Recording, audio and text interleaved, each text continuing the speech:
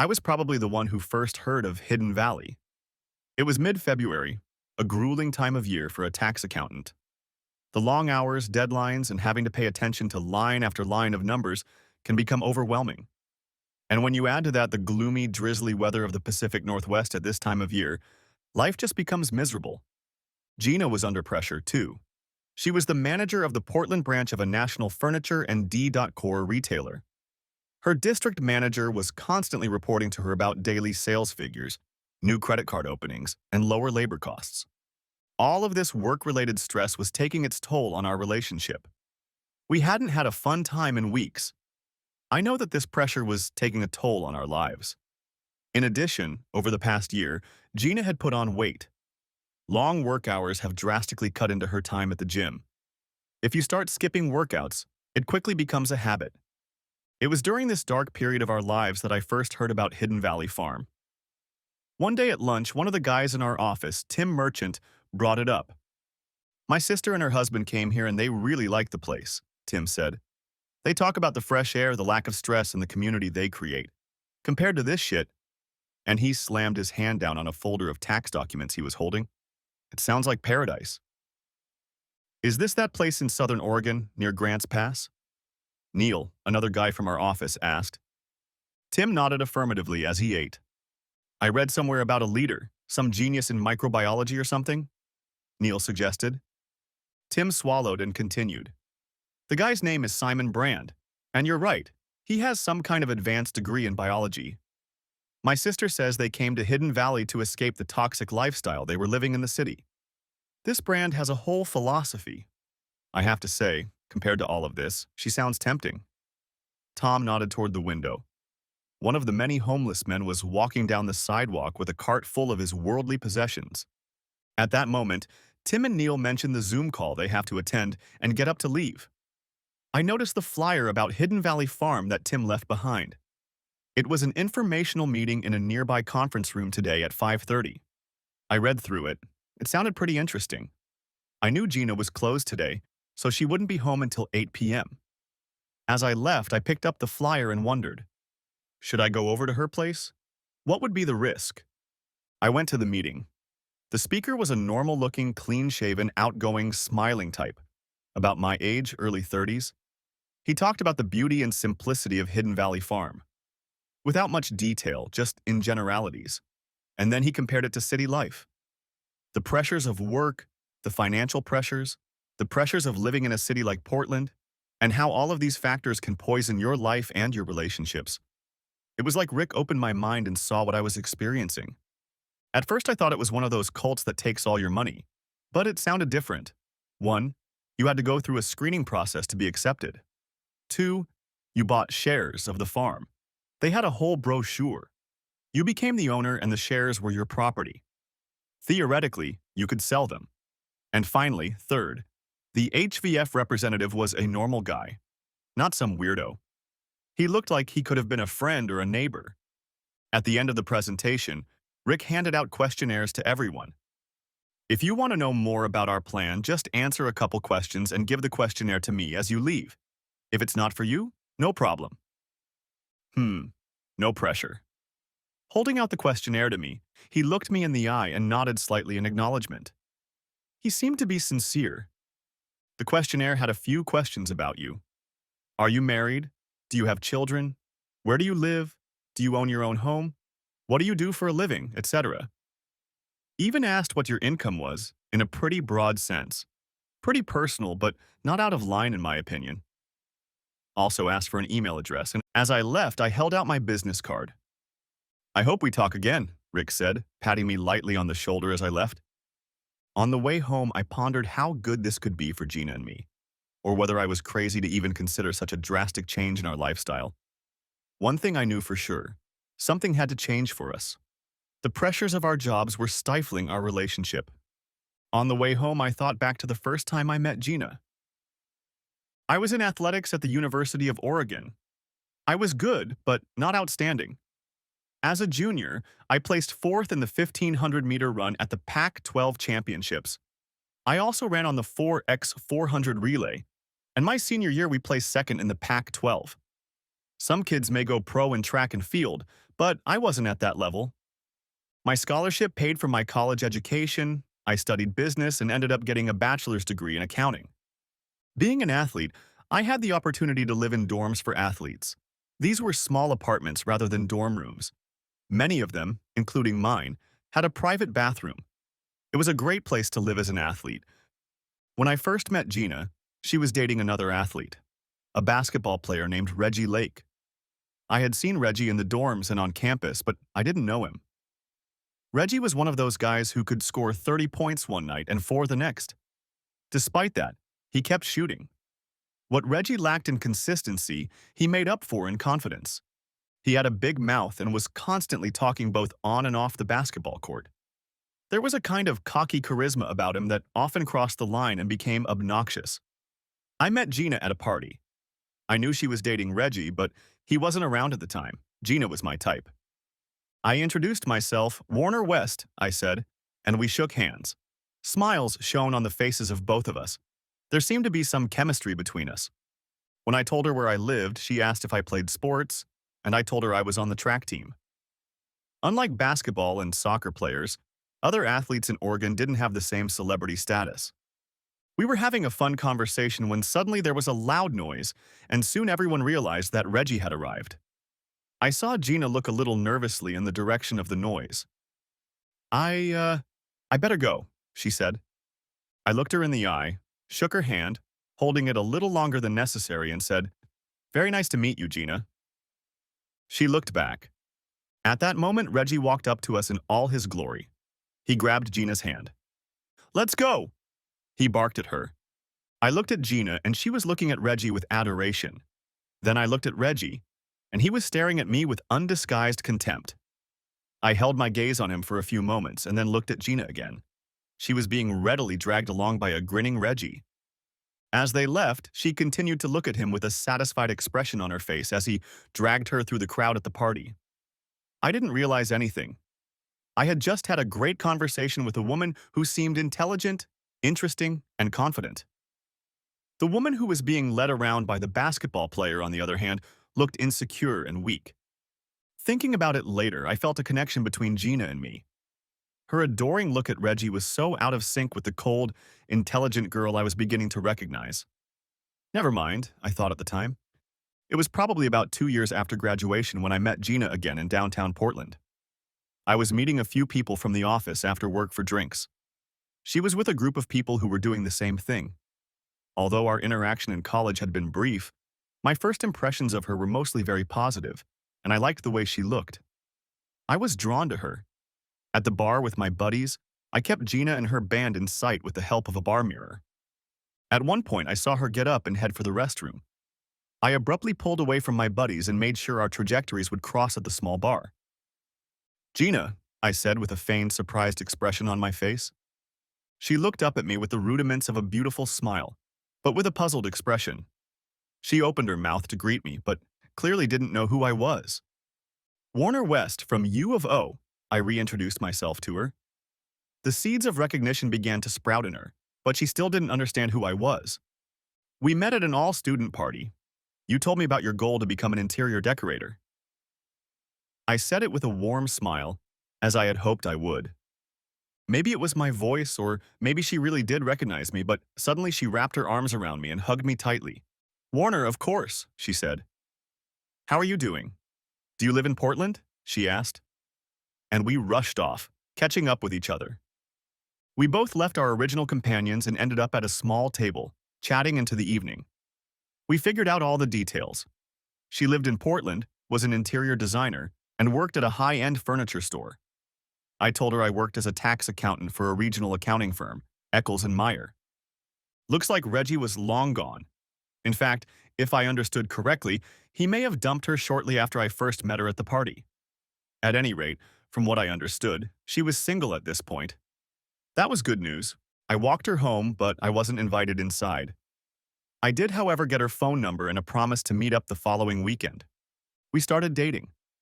My initial feelings that there was a connection between us intensified. I saw a confident, fun, funny, intelligent woman again. Almost all thoughts of her being insecure and dependent were gone. I was living with my cousin Shasta, or rather, Shasta was living in my house and paying rent. Shasta was a couple years older than me and was the daughter of my father's sister.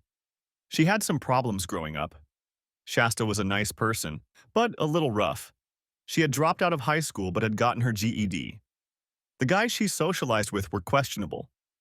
When I got home that night and saw the motorcycle in the driveway, I realized she had company. I think I've met this guy before, I thought as I entered the house. Black leather jacket, large with a long black beard. Hey Warren, you remember Zeke, don't you? Shasta asked. Zeke? I nodded in greeting toward the big guy. Immediately I smelled the odor. Shasta, I asked you not to smoke in the house. I hated to punish her, but I had a few rules, and smoking in the house was forbidden. After all, it was my house. Listen, bro, Zeke intervened. I'm about to turn on the fan. Chill out.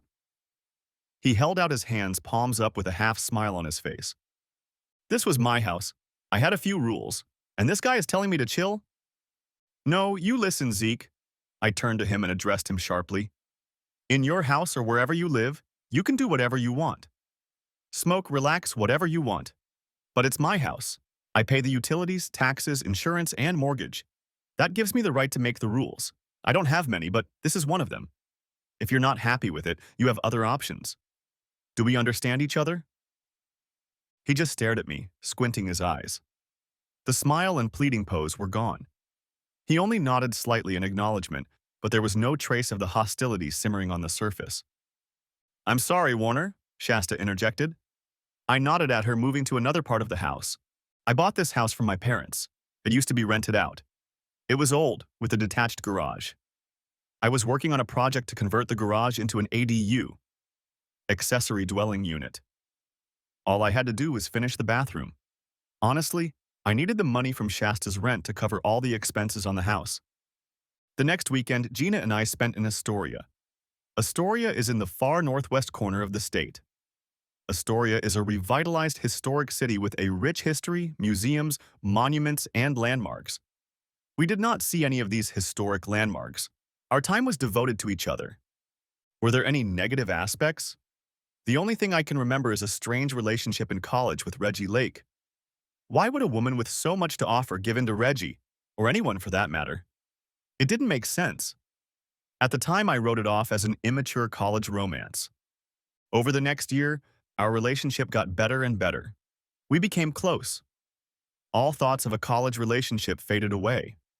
Over the next year, I planned to propose to her. We had already talked about marriage, and I was sure she wanted it as much as I did. During that year, several changes happened. First, she was taken into a management training program at Laguna and 101, a national designer home furnishings company. It was a well-known company that produced a beautiful glossy catalog and sold overpriced furniture and accessories. Second, I completed an apartment over the garage and Shasta moved into that space. The house was now completely owned by me and Gina. Since Shasta moved into the ADU, Gina essentially moved in with us. Speaking of moving, it turns out Zeke was almost done. As mentioned, Zeke and I didn't have the best relationship, but my opinion was slowly changing. Unlike the other men in Shasta's life, Zeke seemed set on a long life with Shasta. Plus, he was quite handy and sometimes helped fix things around the house. I appreciated that. Eventually, I proposed and we got married. We honeymooned in Hawaii, staying at the Sheraton Hotel on Poipu Beach on the island of Kauai. We had a magical time on this beautiful island. On the way home, I reflected on how good our life had been.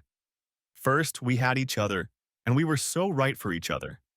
Second, we each had good jobs and we lived well. And third, I had a house. And in the current real estate market in Portland, I was very lucky. The future seemed good for us. I couldn't imagine that anything could stand in our way. Back to the present. The evening after the Hidden Valley Farm presentation, I returned home and, as I expected, Gina was not home. However, I noticed several other motorcycles, probably choppers, parked next to Zeke's house near the garage.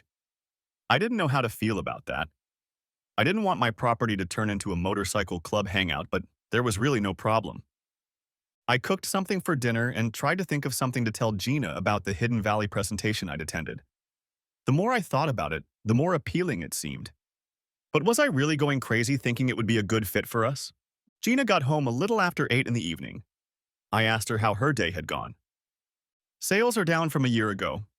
I got crap about it from the DM, district manager. Mary Louise, one of my assistant managers, tendered her resignation. She was one of the few people I could rely on. I was also told to take a 10% pay cut. She continued, I knew what my mood was. It was fragile. If I made the slightest mistake, the accumulated stress and anger could be directed in my direction. I was cautious and just nodded my support and understanding. When she spoke again, describing the perceived shortcomings of her performance, I tried to change the subject or at least steer her in another direction. Would you like a beer? I asked. Safe topic. I tried to be polite. What? Now she was looking at me. Oh, I'd stepped on some kind of verbal landmine and didn't know what it was. I'm explaining what stress is in my life, she says, looking at me intently. And you're asking me about beer, she says. Are you listening to me? I still don't know exactly what I did wrong, but even after several years of marriage, I've learned the strategy for the right answer. Say as little as possible. I deserve better in my life than this. I don't need this stress. I don't deserve this, she said. I looked at her, pursed my lips, and nodded slowly, as if I fully understood the load of stress she was carrying. I know it was a coward's way out, but I didn't have the strength to stand up to her. Later that night, I lay in bed and thought about the fun, carefree Gina I had met the first time. Then I thought about what I wanted out of life in terms of career and lifestyle. It seemed to me that not only were we not achieving our goals in life, but we were not even on the path that could lead us to them. As I fell asleep, I thought about Rick from Hidden Valley Farm and what a great lifestyle he presented in his presentation. For the next few days, I didn't say anything about HVF, Hidden Valley Farm, to Jean or anyone else. But I kept thinking about it. My dissatisfaction with my job at Eccles and Meyer grew stronger and stronger. The closer it got to April 15th, the more intense the pressure became. Most weeks, Gina had a day off, and we usually tried to get something done on Friday night. This Friday, Gina made a great pasta and shrimp dinner, and we had dinner in the dining room. The bottle of wine was open, and from the looks of it, she had had at least a glass. The mood was much more positive. After dinner, we sat around the table in cozy silence. When the silence lingered a little longer, I glanced over at Gina. She was smiling and looking at me from under her eyebrows, as if there was some inside joke between us. What? I asked with a confused smile on my face. Why didn't you tell me? She asked, still smiling. I didn't know where we were going with this. I had no idea what she was talking about. About what? I asked. I didn't want to disrupt all this positivity, but I was confused. About this, she said, and handed me a glossy brochure that, as I quickly ascertained, contained information about Hidden Valley Farm. As I read the brochure, I noticed a few things. The photos of the place were even more impressive than the presentation. The brochure itself was glossy and professionally done, top-notch marketing material. Finally, there was an invitation to spend a weekend at the farm and stay in one of their luxurious guest houses. I told Gina about the meeting and what I had seen. I said I had been waiting for the right time to tell her about it, but so far the time wasn't right. I said that I thought she might think I was crazy if I even thought about something like that. She said a brochure came in the mail today and she was interested in it. We then had a very sincere and open conversation about our work, lifestyle, and relationships. We really opened up to each other and it was very positive. I realized that while I was unhappy with my job, Gina hated hers. At the end of the conversation, we decided to confirm our participation in the HVF weekend in a few weeks. This decision seemed to take a huge stressful load off our esteemed backs. That evening, we made love. The mood was much less anxious and reminded me of happier times at the beginning of our relationship. The drive to Hidden Valley Farm took 4 hours. When we checked in, the house had a resort atmosphere and we were given a key and map to our cottage. On the first evening, a relaxed reception was organized. In the Great Hall lay a handwritten note inviting us to the reception. The note was signed by Simon Brand, the manager. The cottage was like a room. There was a sofa and armchairs in the main room. There was also a small dining table with wooden chairs. Lots of windows, and the walls were painted in light, bright pastel colors. The floors were hardwood. The room had a small refrigerator, counter, and kitchen utensils. The bedroom was nice, a little small, with a queen-size bed and two fairly roomy closets. The bathroom was amazing. All stone, tub and separate shower, toilet and sink, but what I liked best was the door leading to the outdoor shower. Hopefully the weather will be warm enough to use it this weekend. Maybe Gina and I can shower together. That's what I was hoping for. The reception in the evening was like a cocktail party. When we checked in, we were given pre-made name tags with our names on them. The first thing we did when we got our name tags was take pictures. While we were having our picture taken, someone brought us a drink of our choice. At this point, the hostess, Summer, an attractive and somewhat earthy woman, introduced herself and ushered us into the reception area. We were introduced to those already staying at HVF, as well as guests like us who were here for the weekend. A nice buffet was served for the guests. Most of the food is grown here on the farm, Summer told us. After a while, you won't believe how healthy your diet will be without toxins. It's delicious and so much healthier, she said. She was right. The food tasted great. Maybe it was just me, but the fresh vegetables tasted better than anything we were used to. When it was over, we walked down the stone path to our cottage. It had been a pleasant night. Since we were accompanied by Summer at the reception, we didn't have a chance to compare impressions. "What do you think?" I asked Gina after a few minutes. "It's too good to be true," Gina replied. "This place seems magical. The people are nice, the food is good, and I love the little cottage they put us up in." She continued, "I think I deserve that kind of lifestyle." I thought about her words for a moment, then added, "I wasn't sure what to expect, but what struck me was that all the people seemed so normal. People, whether they were regulars or guests like us, seemed like people I would be friends with in any situation. I expected to see weird hippies, and these people are just like us," I told Gina. She nodded in agreement and took my hand as we approached the cottage. Although it was late evening and we had had a long day, we were both enthusiastic about the event. Gina announced that she was going to go freshen up and headed for the bathroom. I explored the cottage. On Saturday morning, a light group breakfast awaited us in the large dining room. Fresh fruit and yogurt. A tall, smiling man walked around the hall, chatting with people and shaking their hands. There was a special purity, confidence, and ease about him. Eventually, he came over to where we were sitting. "Tom January," he said, introduced himself and shook our hands. "What do you think of this?" Tom asked us. We told him how impressed we were and how much calmer we felt at Hidden Valley Farm. He seemed very pleased to hear our impressions of the place.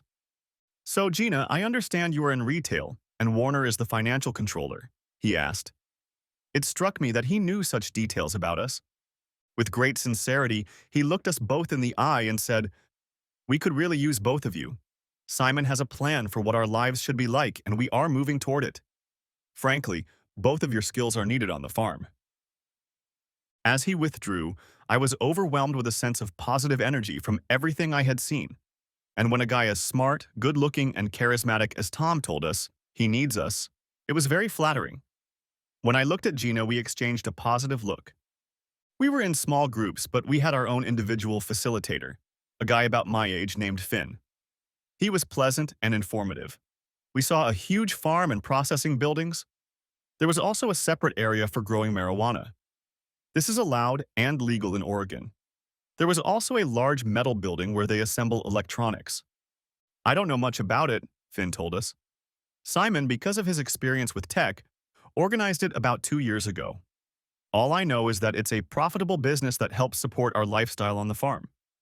Speaking of lifestyle, inside was a large building with a gym, locker rooms, and hot tubs, like a high-end health club. Another interesting feature was the private beach along the river. It seemed like sand had been imported there to make it feel like a real resort. It was all very impressive. As we were leaving, Finn told us, "Try to be in the dining room by 7 today. I think we're in for a surprise." That night in the dining room at dinner, we sat with another couple who had moved to Hidden Valley Farms about a year ago. They spoke only positively about their experience. They were ordinary college-educated people from Seattle, about our age, who had given up their careers to change their lives. It was exactly like ours. When dinner was over, the lights were dimmed and there was silence in the large building. At one end was an elevated platform, not quite a stage, but close. A spotlight illuminated the platform, and Tom Januarius appeared on it with a microphone in his hands. Smiling broadly, he began to speak. Everyone, everyone, everyone. Welcome to Hidden Valley Farm. For our new guests who are seeing us for the first time, a special welcome. We hope you already understand what we do here. Don't think that our farm is just a place to live. Think that it will change your life for the better. We have a plan for the future, and it can be whatever you choose. Tonight, you will learn a little more about that plan. I am pleased to introduce those who are not yet familiar with it. Simon Brand. At that moment, a thin man in his 40s came on stage and took the microphone. He was dressed casually in jeans and a t-shirt, curly graying hair, a beard that had grown back in a few days.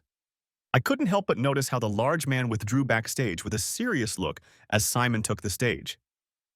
When I first bought this house, I wanted to slow my life down, minimize stress, and live a healthier lifestyle. I wanted to control what I ate.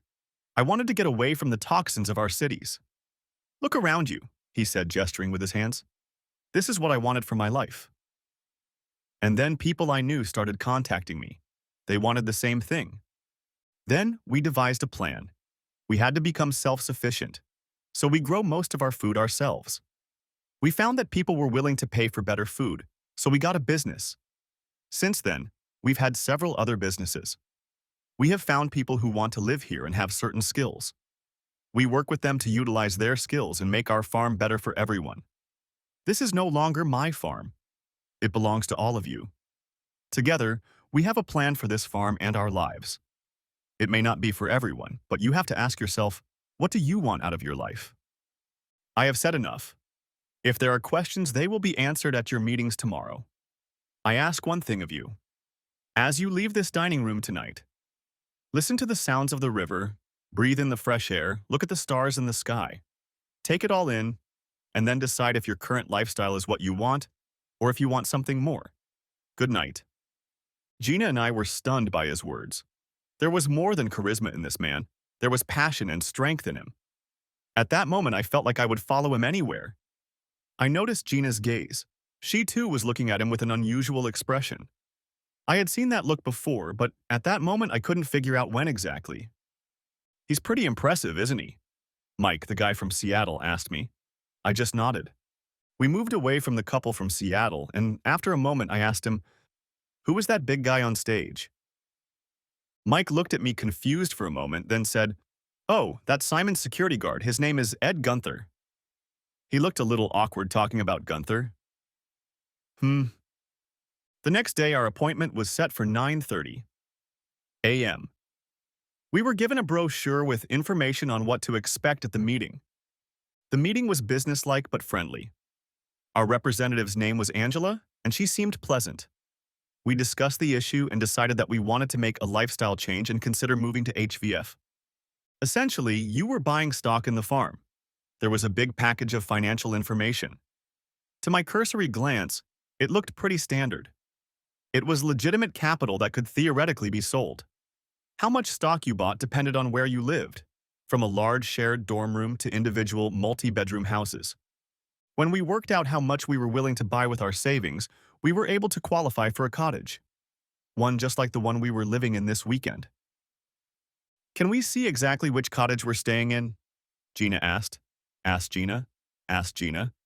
Okay, replied Angela, typing in the information on her laptop. It looks like you were staying in cottage 19B this weekend. It's a nice room with an updated bath. She continued to study the screen for another minute or so.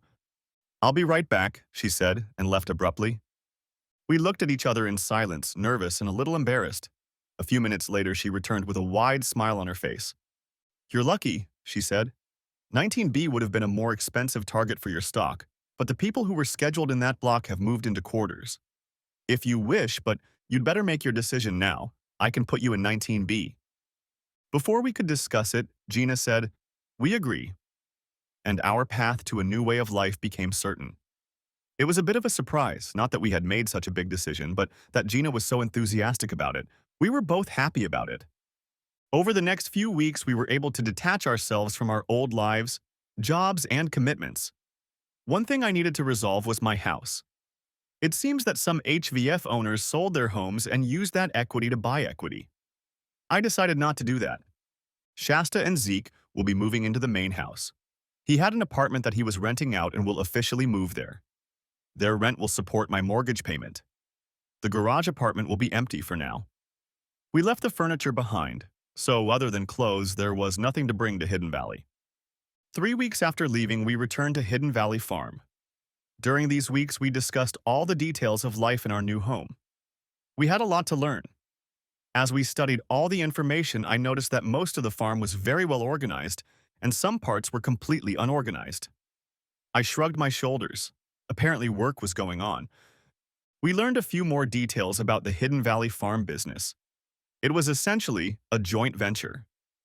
At the end of the year, profits were distributed. Net profits were paid out based on how much net profit was accumulated based on the number of shares you owned. You could also receive money each month that was deducted from your annual profit share. On the first Monday after we moved in, we had a meeting with the commercial committee. This was to determine where we would work. Gina was identified to work at the farmer's kiosk store on the road to Grants Pass. Her immediate supervisor was Tom January. I was assigned to the business office where I was to handle accounts receivable, accounts payable, and general accounting for a company I learned was called HVF LLC. My supervisor was a woman named April Mann, whom I had already seen but had not yet spoken to. April struck me as pretty nice, not too talkative, and not known for having much of a sense of humor. Not a bore, but not particularly unpleasant either. Still, Gina worked in the retail store and I worked in the office in a building where Simon and some of the inner circle executives apparently lived. The neighborhood was known as the Quadrant. On my first day in the office, I noticed that Claire, the wife of Mike, a Seattle couple we had met, also worked in the business office. She seemed nice and helpful. I quickly realized that the mechanics of what I was doing were pretty simple. The problem was that their systems seemed disorganized and inefficient. I could help streamline that part of the system if I understood a little more about how they did business. Essentially, they had 3 main lines of business: farm, retail, and wholesale. Wholesale marijuana and selling marijuana products. An appliance assembly business. All income went into one general ledger. And then, well, I'll skip all the boring details. As far as I could tell, it was basic bookkeeping. After a few weeks, I saw several ways to improve the overall system. I approached April with a suggestion to streamline a few things to increase efficiency. "What exactly do you want to do?" she asked. She asked. She asked. She asked. An accusing expression appeared on her face. I was a little surprised. I thought she would appreciate my input and be happy that I was trying to improve overall performance. I started to tell her how we could improve, but she interrupted me. "Write a report and I'll review it when I have time. In the meantime, keep working with Claire on what you've been assigned." I was a little embarrassed. The others in the office could see that she was speaking so dismissively to me. I was also a little pissed off. Why was April being such a bitch to me? After all, I was just trying to help. Despite the weird hostility in the office, things were great with Gina and me at Hidden Valley Farm. Gina loved what she was doing and she loved the people she worked with. The lack of stress from our previous jobs was so refreshing. The food was delicious and so healthy. We both increased our physical activity. Gina lost weight and looked great. They had a strange tradition at the beach by the river that we had seen on our first excursion. Our lives improved dramatically. I think several factors contributed to this. The first was less stress. We were happier more often. Second, physically, we were in better shape. I felt I looked a little better, and Gina definitely started to look better after she lost the weight. Those were wonderful times in Hidden Valley, and all our doubts about such a drastic life change were dispelled by a healthy, less stressful lifestyle. We got on so well with each other, we both felt and looked good. I knew that overall we were much healthier and our lives were more active. In the coming weeks, a series of events occurred that began to change everything. I had noted earlier that I wanted to help organize the accounting structure at Hidden Valley Farm LLC. April showed no interest in my suggestions. If I were to honestly assess my abilities as an accountant, I would say this. At best, I was an honest accountant. My strength lay in organization. I had a knack for looking at systems and software and figuring out how to simplify their use for all parties. My technical skills complemented my abilities in this area. I knew something was wrong with the accounting system at HVF, but I couldn't yet figure out what it was. I had to tiptoe around April, some of the details of the business she was keeping from me. But I knew something was wrong. One day I asked Claire about this C account I kept seeing. "What is this account?" I asked the slender, dark-haired Claire. "I see income on it, but I don't see it in the balance sheet," I asked. When I brought it up, she glanced nervously across her cubicle toward April's office. "Warner," she said and shook her head negatively, still looking at April's open door. "What?" I asked, puzzled by her behavior. "Just leave him alone," she whispered to me. At that moment, we heard a noise coming from April's office. Claire's strange behavior spoke of secrecy, so I went back to my cubicle and continued my work. At one point, I took my eyes off the screen and saw April leaning against the door jamb and looking at me with her arms crossed. Later that day, Claire brought me a file folder. Inside was a sticky note. "Be careful, there are cameras everywhere. Destroy this note." What or who? Then I found another folder. It contained a series of requests from the IRS. Apparently, they were requesting information and had questions about our method of accounting. The IRS was asking for clarification of estimated taxes for recent quarters. Apparently, some of the information was provided, but not all of it. The IRS had an agent, Damon Claiborne, who persistently pursued us. HVF LLC had so far avoided further questioning, but I could see that this Claiborne was persistent. I put it aside for later. A few days later, there was a strange commotion in the representative cluster in the plaza. We heard someone raising their voice and yelling at one of the executive residences. This went on for several minutes. I got up to look out the window to see what was going on, but I still couldn't make out exactly who was making the noise. A few minutes later, there was a single scream that sounded like a police siren. I saw a man running down the hillside away from the ATV. He was quickly followed by a car. In the car, I saw Ed Gunther, a large security guard, and several other people. From my vantage point, I couldn't see what happened next, but I could hear shouts of "No, stop!" and the sounds of some sort of struggle.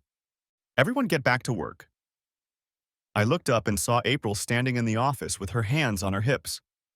I felt like I was in an elementary school being reprimanded by the principal. After work that night, I told Gina what I had seen. She saw Gunther's black Suburban heading toward Grants Pass, followed by another HVF car. At dinner that night, we sat with Mike and Claire. We developed a friendship with them. As we sat there, Tom Januarius appeared on a small stage in the open part of the dining room. "Everyone, everyone, everyone," he announced. "At the end of the evening meal, please stay a little longer. Simon would like to say a few words to you." It wasn't unusual for Simon to address the group during a meal, but what was unusual was that he announced he would be performing in January. The announcement took on a more serious tone. As Simon took the stage, I noticed his appearance. Worn khaki pants and a work shirt with sleeves rolled up barefoot, the image of casualness and control, this guy had a built-in charisma. Quickly looking around, I noticed all these glowing faces mesmerized by his presence, including Gina's face. I'd seen that look before. "Today," he began, "we had an incident on the farm."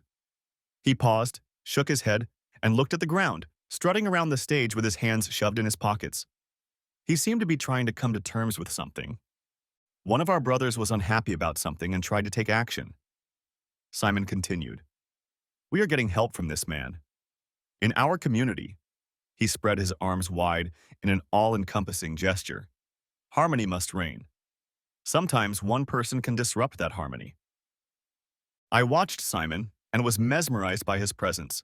He had a way of commanding attention.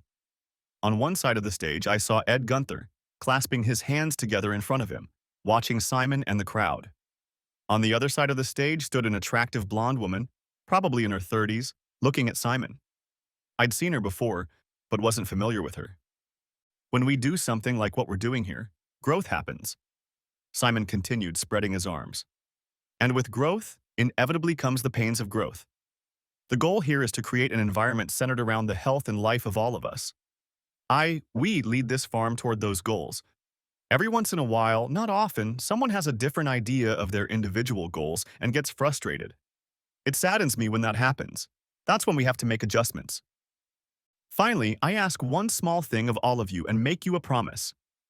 I ask you to make a small sacrifice for the good of all of us. I promise this. If you have a problem, we will do our best to solve it. My door is always open to all of you. If I am not available, you can ask Tom, Ed, or April for help. We have a plan, and we are moving quickly and surely in the right direction. Good night. That was it. As we got up to leave, I asked Mike, "What was that all about?" I wanted to hear what he knew. Mike just shook his head and quickened his step, moving away from the dining room. I had to almost run to catch up with him. When I caught up with him, he didn't answer any of my questions. Finally, I asked him who the blonde woman on stage during Simon's performance had been. "The wife," he whispered to me, after which he and Claire walked off in the direction of their cottage. What kind of wife, I wondered. The whole day passed in strange forebodings. First, the incident in the square, and then Simon's vague explanation. Gina and I discussed it, but she didn't seem puzzled or concerned by the day's events. I went back to work, and Tuesday came. I knew Gina would be with the other women at the beach. That usually meant an exciting evening for us. I was looking forward to it. In the meantime, my questions about the C grade continued unabated. As far as I could tell, large amounts of income were unaccounted for, and the only place they could be was in the mysterious C file. Claire knew about it, but didn't want to talk about it. Strange. Another request showed up from IRS agent Damon Claiborne. I couldn't figure out what we were responding to. In the evening, Gina was in a good mood after a day at the beach. She seemed to be thinking about something. After dinner, I asked her how her day had been. "Yes, it was a good day," she said. "I really like my job at the farm store." I suggested some marketing ideas, and Tom and the others were receptive to my suggestions. She continued, "Gina, that's great. I'm so glad it worked out," I said. "But I was wondering how it went at the beach today." "It was very different at the beach today," she said, and looked toward the river. "Really?" I asked. "Different how?" I was expecting some kind of teasing answer. "Simon showed up," she stated. "What?" I almost exclaimed. "Tell me what happened," I asked. At first, it was just a normal day. A group of us were enjoying the water and sunshine. I was lying on my towel, drying off after swimming. I was about to fall asleep when I heard some noises that seemed out of place. Gina continued to stare out the window at the river. When I opened my eyes, I saw a dressed man walking down the beach. It took me a minute to recognize him. I felt like covering myself with a towel, but there was no one around, so I didn't. "Did you talk to him?" I asked. He came over to where I was lying, squatted down and talked to me like he knew me. He knew my name, asked me how I liked it on the farm, said he'd heard good things about my work. It was flattering that Simon was so nice to me, but also weird.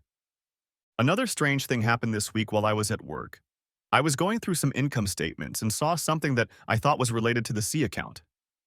There were a lot of unreported amounts, thousands. It was quarterly tax time and any net income had to be reported. I began to understand why this Claiborne guy from the IRS was hesitant. I asked Claire, and she quickly told me that I should talk to April about all of this.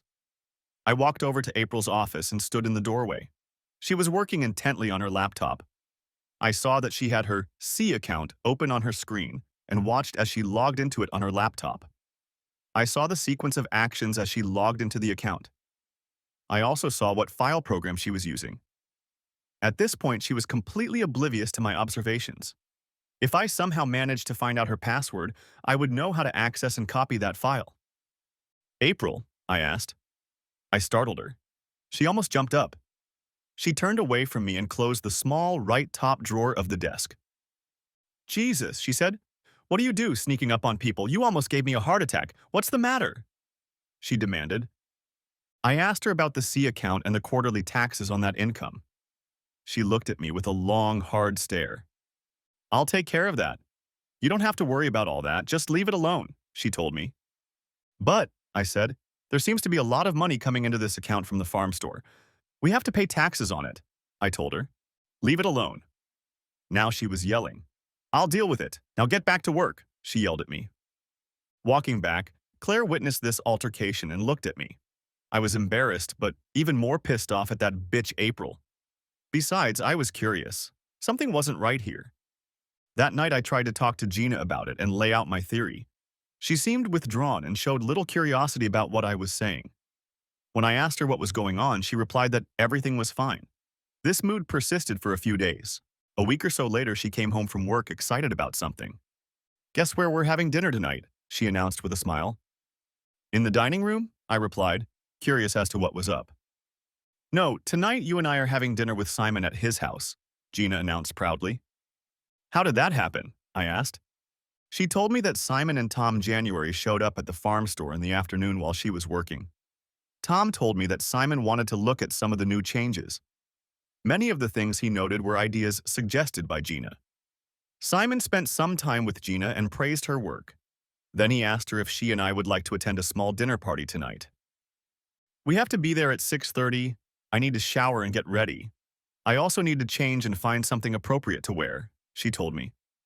When I tried to join her in the shower, I was told to wait my turn. There was no time for flings. It was an important night. When I finished showering, I saw that Gina was wearing a dress with a deep neckline showing off a large cleavage. The open back made it impossible to wear a bra. She looked gorgeous and classy at the same time. I was proud to be with her. At dinner, Simon was a wonderful host. There were about a dozen people at the party, including April, who I had been avoiding. Simon approached me, and we had a nice conversation. As I was able to tell, he had a lot of charisma and had a knack for making you immediately feel comfortable talking to him. "Warner, I've heard great things about how you help our office. Thank you," Simon said to me. "How do you and your lovely wife like living on the farm?" He asked. He asked. I told him how much we enjoyed the change of lifestyle and how much better we both felt. I enjoyed the conversation, but something about him made me wary. I couldn't pinpoint exactly what it was. At dinner, the seats were assigned, and I found myself sitting next to Ed Gunther. I noticed that Gina was sitting next to Simon. The food was excellent, and there were lively conversations around the large table. I noticed that Simon and Gina seemed to be engaged in a long and intense conversation. As we walked back to our cottage, I wanted to compare notes about the evening with Gina. We often did this after the parties we attended. She seemed less engaged in the conversation. When I asked her about the conversation with Simon, she was again uncharacteristically terse. Over the next few days, she continued to remain in a quiet mood.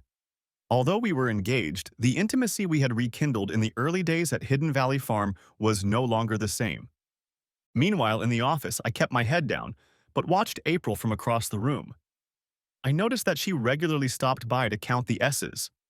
Once, she almost caught on to the fact that I was watching her and threw me a lewd look when our eyes met. One thing was certain. She kept her passwords in a small drawer to the right of the desk. A few days later, Gina came home from work excited again. "Tom stopped by today. I have a dinner meeting tonight with Tom, some of the staff, and Simon," she chirped. "We're talking about a big expansion of our retail chain and they need my input. I'm so excited," she continued. "Congratulations," I said to Gina. "How long will the meeting last?" I asked. "I don't know, Warner," she replied with a note of irritation in her voice. "I guess it depends on how much we have time to do," she replied. Attractive dress, shower, makeup again. She looked good as she headed out to meet me at Simon's house. I was beginning to get a strange feeling from this situation. We had spent months here, hardly showing Simon around. He'd seen her, and suddenly in the last week or so she'd been invited to his house twice. After eating dinner in the dining room, I decided I needed a walk to get my thoughts in order. Walking along the paths around the farm, I reflected on the way things work here. Healthy food, stress-free lifestyle, beautiful environment. Those are all the positives. And here are the negatives. We all work for very low wages, almost free. Profit sharing only. The HWF LLC business was bringing in a lot of money. I wondered where it was all going. Something wasn't right. I needed to get into my C folder and see what was going on there. I started putting together a plan on how to do that. Walking along the ridge, I saw a truck driven by Tom Januarius heading down the road toward Grants Pass. Perhaps their meeting was over and Gina was home. I headed back toward our cottage. By the time I got back to the cottage, it was almost 8 o'clock in the evening. It was still light outside, but it was starting to get dark. I called out for Gina, but after looking around our little cottage, I realized she wasn't home yet. It might not have been Tom January in the truck, but it was his truck. I sat reading for almost 2 hours before Gina showed up. During that time, my thoughts switched from jealousy to pride at how well Gina was doing, and then to the fact that I thought there was something wrong with the place, at least financially.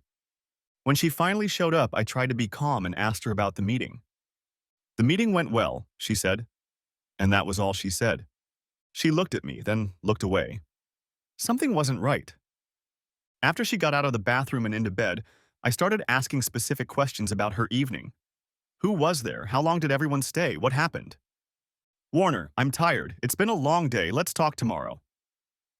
She tried to brush off my questions. When I didn't let her finish, she accused me of not trusting her, and the conversation went downhill after that. It was the first night since we moved to Hidden Valley Farm that we went to bed angry with each other. At lunchtime the next day, I went for a walk and ran into Mike and Claire on one of the farm's paths. As I've learned, it's always best to have a conversation in private where there's less chance of being overheard. I walked over to them and we started talking. They could tell something was bothering me. Mike studied my face and asked, "Everything okay, Warner?" I guess I needed to talk it out. I told them about everything that had happened with Simon and Gina, how he'd been on the beach and how he'd talked to her there. I told them about our dinner at Simon's, his attentions to Gina, and the follow-up meeting I hadn't attended at Simon's last night. I told them about her acting strange and a bit secretive. "Is this all because of me?" I asked. I needed someone to look at the situation from the other side. I expected them to say it was just my imagination.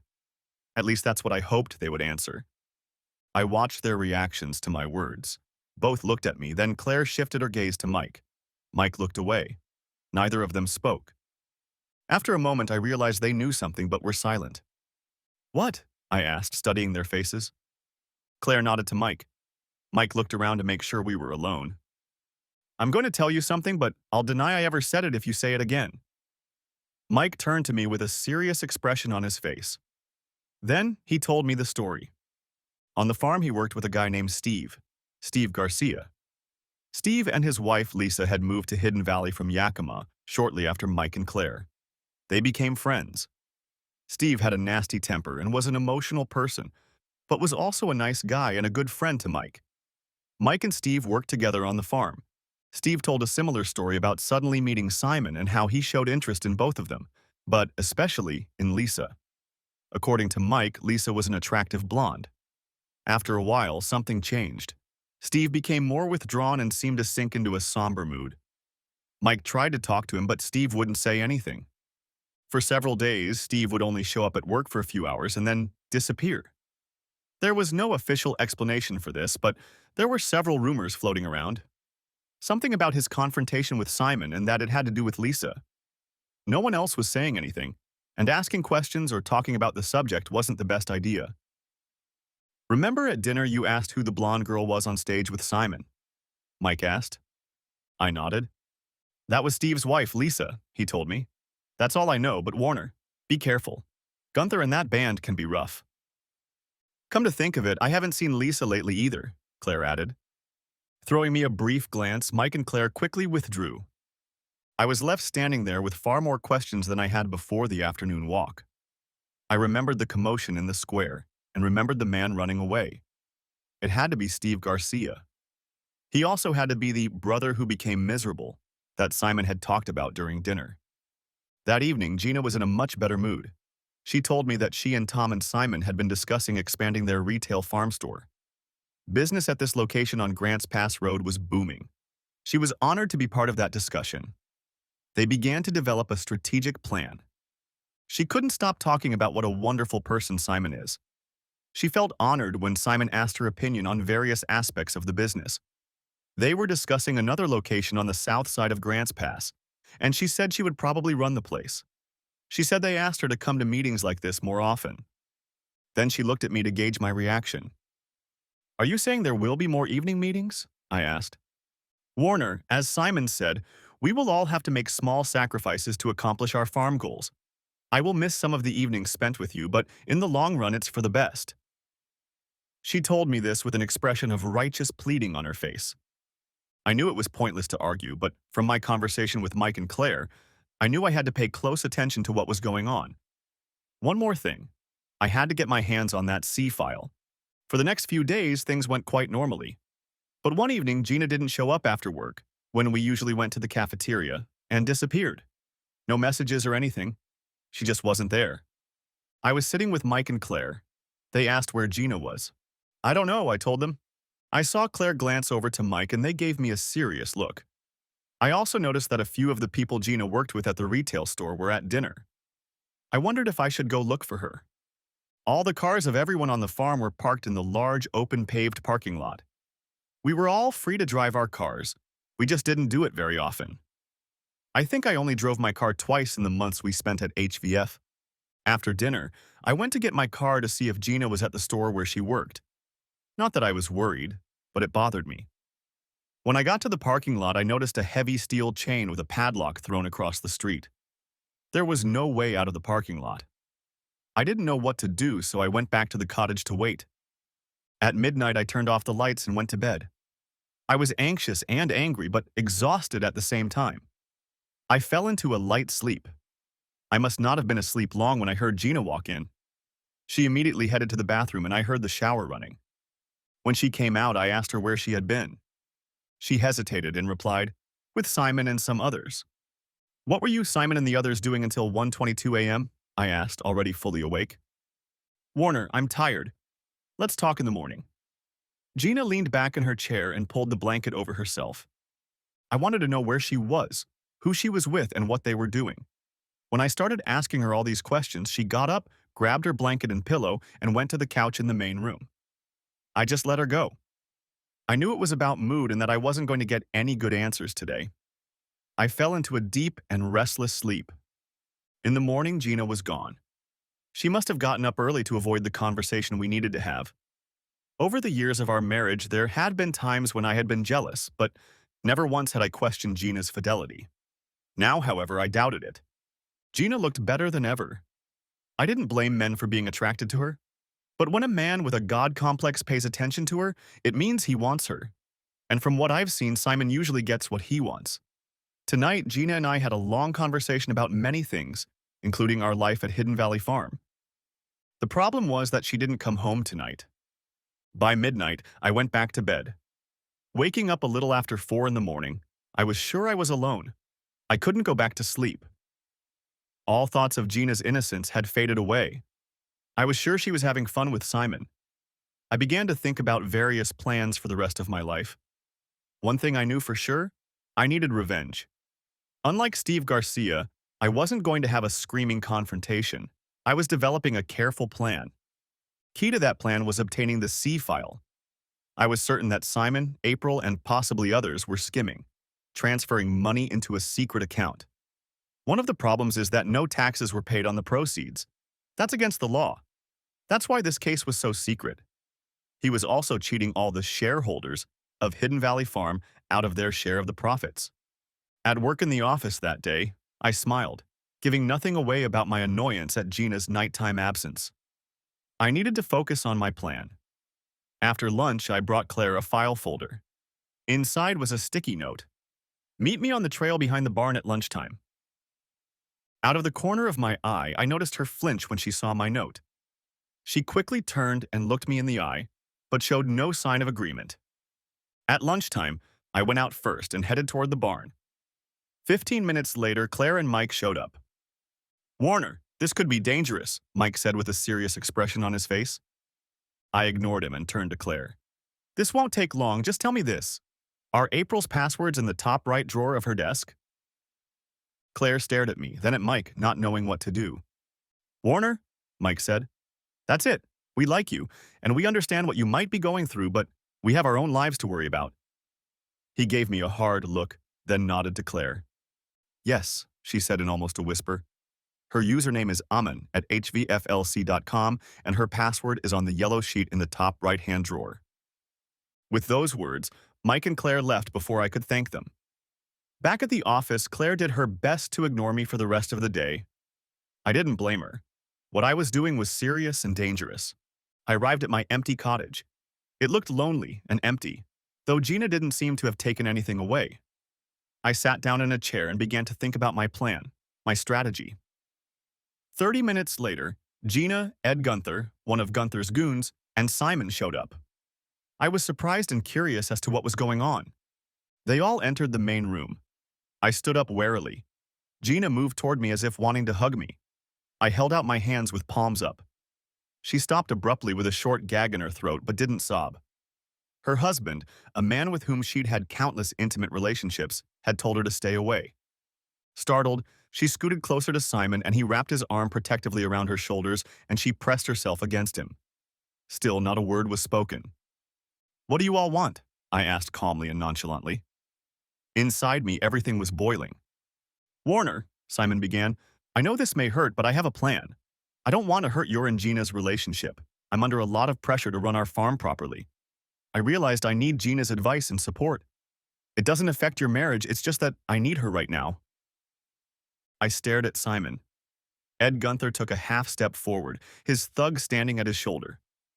Although I would have loved to punch Simon, there was no way I could handle Gunther and his buddy. "Warner, I know this is all hard to take, but it's all for the good of our community. We've come up with some great plans for our retail business. This will help strengthen the farm.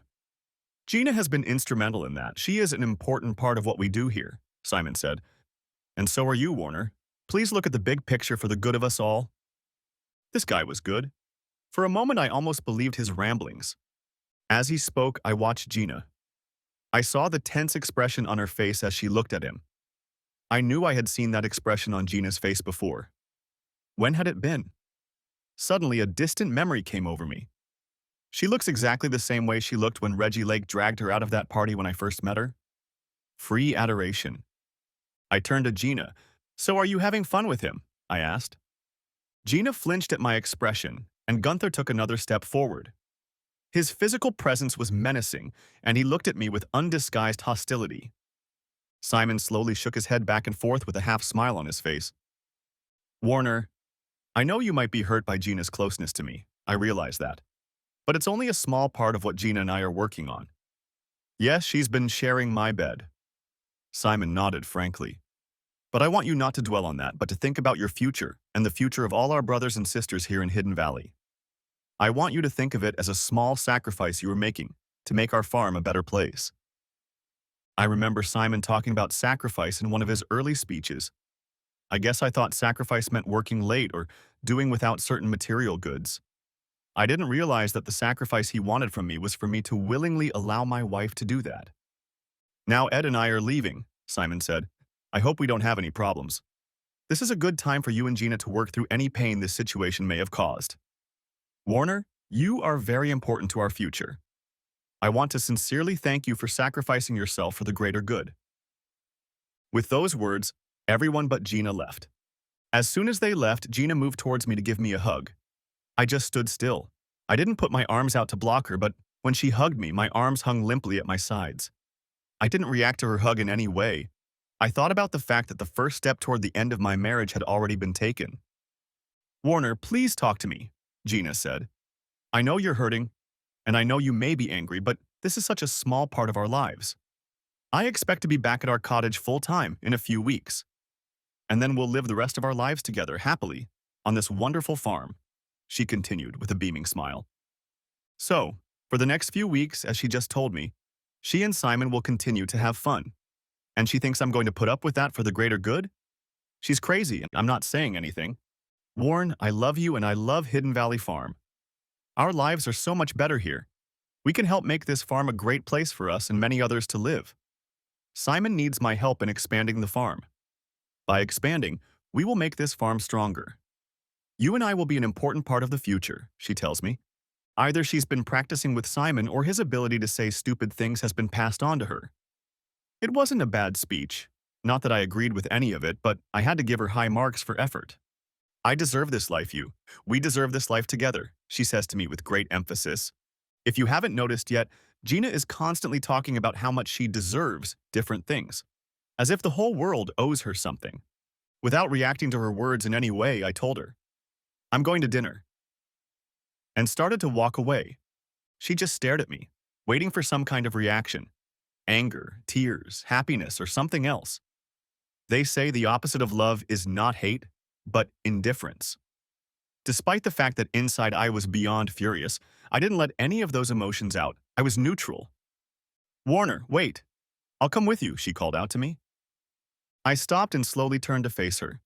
There was an expectant half smile on her face as she looked at me. "Do you really think I want to be seen with you?" I said in a calm but firm voice. The whole farm knows you're having fun with the fearless leader, I tell her. I have enough dignity left to at least pretend like I don't agree with my wife sleeping with this guy. Her face is frozen with shock at my comment. Outrage is written all over her face. Apparently, she doesn't realize how effective the gossip network is at good old Hidden Valley Farm. And if you come, for heaven's sake, please don't try to sit with me tonight, I tell her as I leave the cottage. Surprisingly, after dinner, she returned to our cottage. She alternately tried to strike up a conversation with me and cried quietly. Several times I saw her texting on her phone, probably to Simon. Although we sleep together, there is no sex. She made a couple attempts, but my body language unequivocally said, "Keep your hands off me." This is probably the first time in our long relationship that I refused to have fun with Gina. A normal workday, and I continued to make plans. I just needed the right opportunity. I ran my errands, keeping April, the office, and her computer in mind at all times. I needed to get my hands on that file. In the evening, Gina returns to the cottage. I expected her to be with Simon. I heard her phone ring, a text message tone. I didn't pay much attention to it, but suddenly I heard her say to herself as she studied the message, "I wonder what it's about." After a moment, I asked, "What?" She looked up, puzzled by my words, and then realized that I had heard her reaction to the message. "Oh, just some important meeting tomorrow afternoon," she said. When I asked a little more about it, she didn't elaborate. I needed to see the message. I needed to know if April would be at this meeting. I know the password to Gina's phone, but she always carries her phone with her, even in the bathroom. Suddenly, I had an idea. "Gina," I say, and she looks at me expectantly. "I know I've been hard on you, and I don't really like you with Simon, but I can sacrifice that for a short time. Let's make up," I asked her. She immediately hugged and kissed me. I responded, and in her opinion, we were on the way to reconciliation. I, on the other hand, had my own plans. "Honey," I tell her, "why don't you jump in the outdoor shower and I'll join you?" She nods in agreement, smiles, picks up her phone, and heads to the bathroom. In the bathroom, I tell her I'm going to lock the front door and join her in a minute. I see her phone on the stone vanity in the bathroom. I quickly dial the code and find her text message from Tom January. The meeting is at 2 p.m., executive office at Simon's house. I check the list of attendees: Tom, Ed, Gina, Simon, and April. Yes, I think I just found my opportunity. "Warren," she called out from the shower. "Where are you? What took you so long?" "On my way," I replied. "More than likely this is my last night here. It's also more than likely the last night we'll be together. Moreover, I wouldn't be surprised if there are a number of changes coming to this idyllic farm in the near future. Of course, I'm not saying anything of the sort. Eventually, we both fall serenely asleep. Each of us is content for different reasons. The next day, I packed my backpack. Phone, car keys, wallet, iPad, toiletries, some extra clothes I might need. Nothing obvious that would indicate I was leaving, just a few essentials. All morning at work, I'm nervous. I find it hard to sit still. Claire notices my odd behavior but doesn't say anything. She and Mike have been trying to distance themselves from me lately. I don't blame them. They know I'm up to something. They just don't know what it is. During my lunch break, I take a walk alone, planning, running through my head the steps I need to take. Back at the office, I wait anxiously for it to be 2 p.m. I walk to April's office. My hands are behind my back and I lean against the door jamb. I have a series of questions for April. Nothing to do with the secret C account. Just normal, boring accounting questions. As I continue talking, I can see that she's becoming intolerant of my innocuous questions. She glances at her watch. "Warner, it's very simple. You need to know these things. I have to fly out for a meeting. In the meantime, if you have any more questions, see Claire," April tells me. As she packs up her laptop to leave for the meeting, she doesn't notice that I've taped a piece of heavy-duty clear tape to the strike plate on the door frame. If my plan works, the deadbolt won't latch when she closes the door. I've seen her adjust the internal lock button on the door dozens of times as she leaves and closes it. I know what she will do. When she closes the door, I lean against it, continuing to ask imaginary questions to keep her attention on the door latch. I push the door against the jamb and feel it lock. She walks away quickly. "Have a good meeting," I say after her as she walks away. She doesn't respond. I wait a minute to make sure she hasn't forgotten anything, Then I quickly get in motion. I stand up, look into Claire's eyes, and put my finger to my lips. A sign of silence.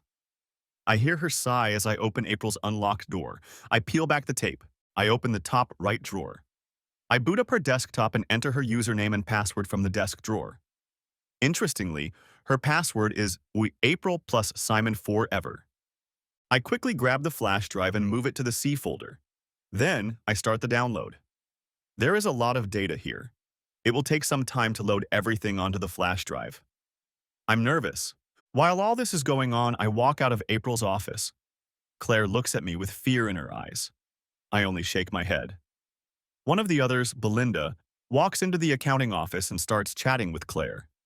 Nothing urgent, just a midday break to talk. I have to get her out of there. I finally ask Claire for help, and that prompts Belinda to leave. I quickly run to April's office and see that the file is fully uploaded. When I look up, Belinda is already back at Claire's desk. When she sees me in April's office, she gives me a perplexed look as if to say, "What is he doing in there? That office is off limits." Belinda hurries back to her office. I whisper to Claire, "Give me a head start, but you have to report me." She shakes her head, not understanding. "Belinda will report it. You have to too, or you'll look complicit," I tell her. I say a silent thank you and walk out the door. My backpack is on my back, and I want to look like I'm jogging, not sprinting. That would look suspicious. I reach the parking lot and see that the chain is once again lying across the road. I quickly look around the area around the parking lot and see that there's no way the car can get out. Shit, the only way out is to run. I know it's 22 miles to Grants Pass, and I know there are several trails in the Greenbelt to get to it. I've run on some of them. I'm hitting the road. Fortunately, in the months we've spent at Hidden Valley Farm, I've done a lot of running. I'm in much better shape now than when we were in Portland. I've run 2 marathons before, so I'm confident that I can tackle 22 miles. I also know that I probably don't have more than half an hour left before they send out a search party. After almost 3 hours, I get to Grants Pass and find the bus station. Still no sign of the search party. The bus leaves in 20 minutes, but it's headed for Sacramento. I buy a ticket and get on. By the time I arrive at the Sacramento bus station, it is late. I find a cheap and seedy motel and stay there. The next morning, I call my cousin Shasta in Portland. I try to explain what's going on, but she doesn't understand. It's complicated, and Shasta isn't the sharpest tool, but she wants to help. I tell her I need to go back to Portland. She's working, and there's no way she can carve out the time to drive 12 hours to Sacramento and 12 hours back. I don't blame her. She says she's going to talk to Zeke, her boyfriend, to see if he can help. Turns out a few of Zeke's buddies are in Reno and heading north. As a favor to Zeke, they agreed to pick me up in Sacramento and drive me to Portland. I thanked Shasta fervently and mentally figured that every negative thought I ever had about Zeke had been washed away. I had to spend another night in a cheap motel. I was still nervous about my escape from Hidden Valley. I lay low and barely left the motel room. Checking my phone, I received messages from Gina. "Where are you? Did you leave the farm?" As well as, "I miss you." And finally, "Everyone's looking for you." Wow, I can only imagine the reception. Zeke's friends show up, 3 of them, all in helicopters. Robert, Banjo, and Hoss. You can imagine. Black leather jackets, long beards, heavy and lacking in hygiene. But I was still happy to see them. I had to get home. Whoever was looking for me would hardly think of me in this crowd. I recognized them a little as we drove north to Portland. As different as they were from me, they turned out to be pretty good guys, and a lot smarter than I'd realized. It proves you can't judge people by their looks. And that goes for Simon too. During the long drive home, I started thinking more about Simon and the farm. Okay, he bought the land and is developing it. That's understandable, but people like us who bought shares, in my opinion, grossly overpaid for what they got. Almost like a timeshare. Then Simon got all these people, residents who essentially became free labor. They paid Simon to live there and do the work. I know there was a profit share, but it was minimal. And then what I think was happening was that he was transferring cash, which was untraceable, into this C account and then hiding it, most likely overseas. Apparently April and possibly Tom January were involved. From what I'd been able to see over the past few months, there had to be millions in the account. In the evening, we drove to Portland. Me, Haas, Banjo, and the whole gang went to my house. Shasta and Zeke were there. We ordered pizza for me and lots of beer. Shasta had a lot of questions. Where is Gina? What happened at the commune? Her description, but actually pretty accurate. What are my plans? I didn't want to go into details just yet. I was still going through the sadness of my marriage likely breaking up, the anger at Simon and some of the people at Hidden Valley Farm, and the betrayal from Gina. I have never been more certain about the direction my life will take in the near future. At least for now, I would be living in a garage apartment. That night, before I went to bed, I hid the flash drive in a secret, safe place in the garage. It is in a small hole under a foundation block. I haven't yet warned Shasta and Zeke that I might run into the Hidden Valley people, most likely with Ed Gunther. The next day, I get up and make a to-do list. Find a divorce lawyer, contact Damon Claiborne at the IRS, and try to get in touch with Steve Garcia, Mike's friend who disappeared from the farm after a run-in with Simon. I look out the window, Shasta's house. I think I should let her know of any potential problems if Gunther shows up. I call her, and while we're talking, I see Gunther's Suburban pull into my driveway. He must have been watching the house. On the phone, I tell Shasta, hide somewhere in the house, one of the farm assholes just pulled up, there could be trouble. She asks me questions as I hang up the phone. I have to make sure Gunther doesn't bother her. I meet Gunther and his two guys in my driveway. You're on private property, get out of here, I tell him. You can see that Gunther is furious. He heads straight for me, and the other two split off in different directions. They've done this sort of thing before. Gunther pulls out a stun gun and fires a charge at me. With a loud scream, I fall to the ground. When I regain consciousness, I find myself tied to a wooden chair in the garage.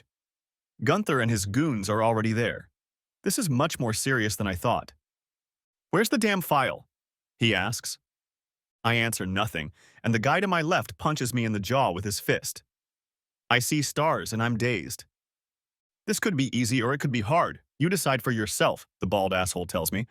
My guys hope you choose the hard way. They haven't been practicing much lately. He says something between a frown and a smirk. I got nothing, I tell him. Smash, I get hit by another guy.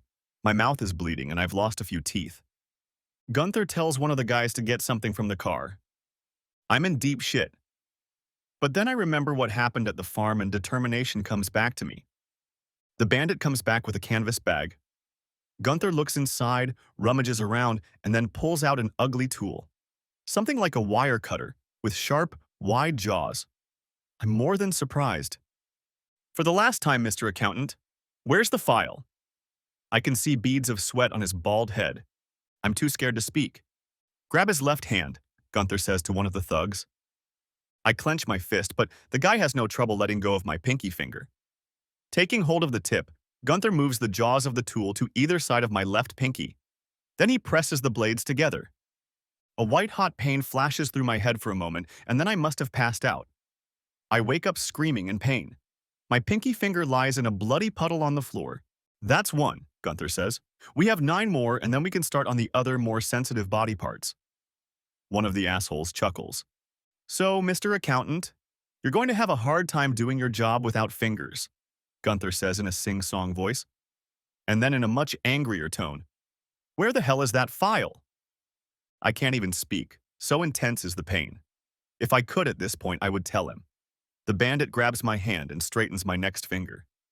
Gunther looks at me, shakes his head, and begins to manipulate the cutter.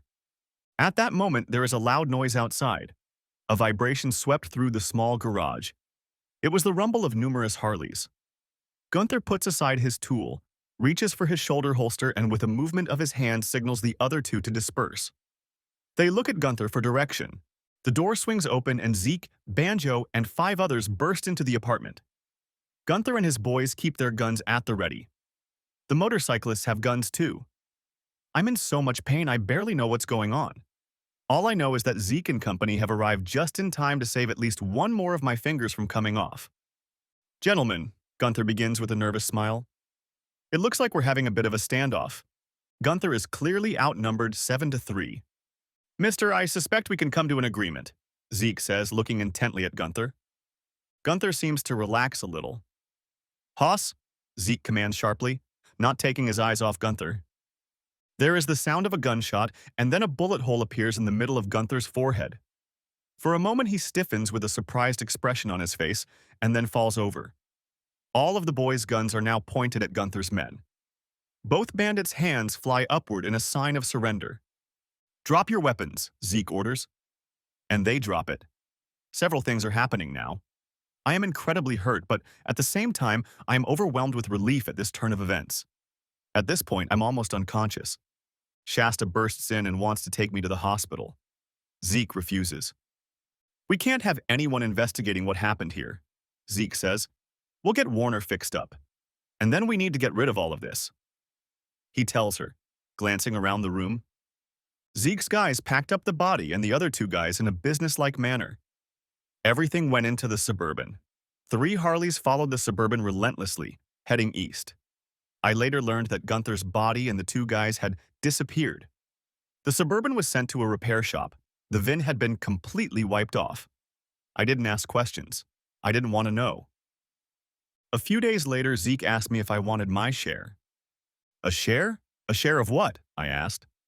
It turned out that between Gunther, his 2 goons, and what they got for the Suburban, there was about $30,000 in profit from the whole affair. I gave up my share and asked Zeke to split it between Robert, Hoss, and Banjo. I also told him how grateful I was for his help. True, I lost a finger, but as Zeke told me, most of the guys he works with have less than 10 fingers left. I'm not sure if this was a club I was happy to sign up for. One of the guys, certainly not a doctor, had a hard time setting my hand back up where a finger had been severed. Fortunately, Gunther's tool had sharp blades. The cut came out clean.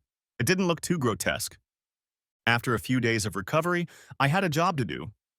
I was confident that no one else at HVF would have a problem, at least not yet. Monday morning, I contacted the IRS office where Damon Claiborne worked. He was not in attendance, but through his secretary, she set up an appointment for me to meet with Claiborne on Wednesday at 11 a.m.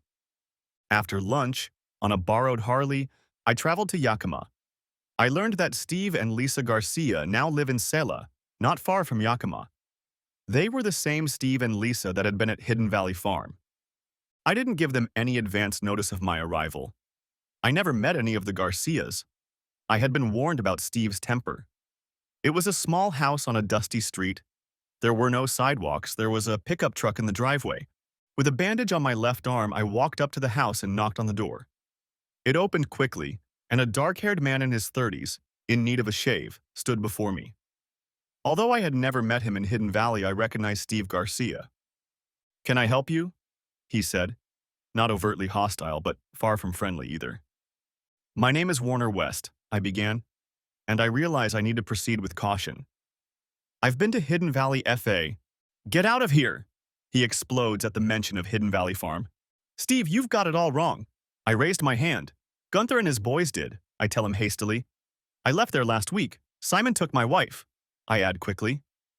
The door was inches away from closing when my words caught his attention. He invited me in. I told him my story. I left out the part about Zeke getting rid of Ed Gunther and company. I told him how it all started with Simon's interest in Gina, with all his nonsense about self-sacrifice and the good of the farm. He seemed to have heard it all before. I had to be careful when gathering information from Garcia. He could quickly launch into a long, rambling tirade about killing them all, burning the place to the ground and slowly strangling Simon. I was angry at Simon and what had happened, but Garcia was on another level of anger. "So what are we going to do?" His dark eyes focused on me as he asked the question. I started telling him about possible tax evasion, legal channels, and maybe some type of negotiated settlement. "Bullshit!" he intervened. "I want to destroy that damn Simon." We discussed the concept. Garcia was sensible enough to realize that he could never sneak onto the farm and get close enough to Simon to exact revenge. I talked him out of mass destruction at the farm. There are too many good people there. He reluctantly agreed. I decided I had to go. I got the information I needed from Steve, but his hostility was beginning to worry me. "If you ever hear about this asshole anywhere away from this damn farm, let me know," Steve told me as I left. I assured him I would. On Wednesday, I had a meeting scheduled with Claiborne, the IRS agent. Throughout the time after leaving Hidden Valley Farm, I continued to receive emails from Gina. The tone of them was as if she believed I would return, like I was on a business trip. She also kept me in the loop, as if I was still interested in the success of the farm and Simon's grand plans. I answered briefly, if at all, but wanted to keep that channel of communication open. On Wednesday exactly, I was at the IRS office in downtown Portland.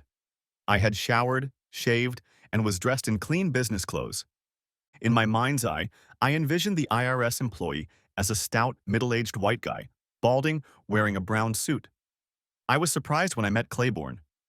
Damon Claiborne looked to be in his early 30s, probably 5 feet tall, athletic build, wearing a strict dark suit, dark-rimmed glasses, and a neatly tied tie. He was also African American, and he looked very serious. Good. He greeted us in a businesslike manner and started a conversation. He asked me about my relationship with Hidden Valley Farm and, in particular, the HVF LLC business. I told him the whole story. There was no mention of my injured hand. That's all well and good, Mr. West, but we already know most of what you told me about the business, Claiborne said. I need proof. And I held out the flash drive to him. Now I had his attention. I explained what it was and where it came from. He asked if I could wait while he and his team studied my information. I agreed. It must have been about 2 hours later when a smiling Damon Claiborne led me back to his office. Thank you, Mr. West, for this information. The IRS Criminal Investigations Division is conducting a criminal investigation into alleged violations of the IRS Code, the Bank Secrecy Act, and anything related to money laundering. At this point, if there is evidence, we will refer the matter to the Department of Justice. Now, thanks to your help, we have that evidence, Claiborne explained. Are you prepared to testify in court? He asked me. I nodded affirmatively. Mr. West, are you familiar with federal compensation for whistleblowers under the False Claims Act? Claiborne asked. I replied that I had heard of it, but didn't know how it worked. Mr. West, let me explain. If a person provides information that helps the government recover funds from companies or individuals who have committed fraud, they are entitled to a reward of up to 25% of the funds recovered, he tells me. I have filed a preliminary application on your behalf for the recovery of funds received from HVF LLC, including money transferred to an offshore account through File C. Thank you, I tell him. No, Mr. West, thank you, he says and extends his hand for a handshake. So now the wheels are in motion. I wonder what will happen next, I think, as I walk out of the IRS office. I ask him, what's next? He is a bit terse in telling me his plan of how to proceed. He tells me the following. It will all happen quickly, I assure you. I go to a divorce attorney, and he suggests a prenuptial agreement. I offer Gina all of my shares in Hidden Valley Farm, and she in turn relinquishes any claim to my other assets. Other than the house I owned before the marriage, there are no assets. There will be no downside for Gina. Of course, she will not find out about any reward for informants. I also arranged with the bank and got a small loan secured by the house. Working capital. I drew information from the news, Gina's letters, and small bits of information offered by Damon and the IRS. Here's what seemed to have happened. Somehow, Simon had learned of the federal raid on Hidden Valley Farm before it happened. He and Gina fled to Ecuador. Ecuador is a country that does not have a close extradition relationship with the U.S. The feds arrested Tom in January and April as officials of HVF LLC. They seized computers and searched the premises. Residents were given a week to leave the premises. The business was frozen. All assets, including part of the C account in the Cayman Islands, were seized. To my surprise, I started receiving emails from Gina. She was asking if I had anything to do with the raid, and I told her, of course not. In her emails, she spoke of the Fed raid as a short-term setback. She fully expected that Hidden Valley Farm would soon be up and running with Simon at the helm. She talked about his genius, his talent, what a special person he was. She said she was honored that she and Simon had a close friendship. I brought up the idea of us getting married after the wedding.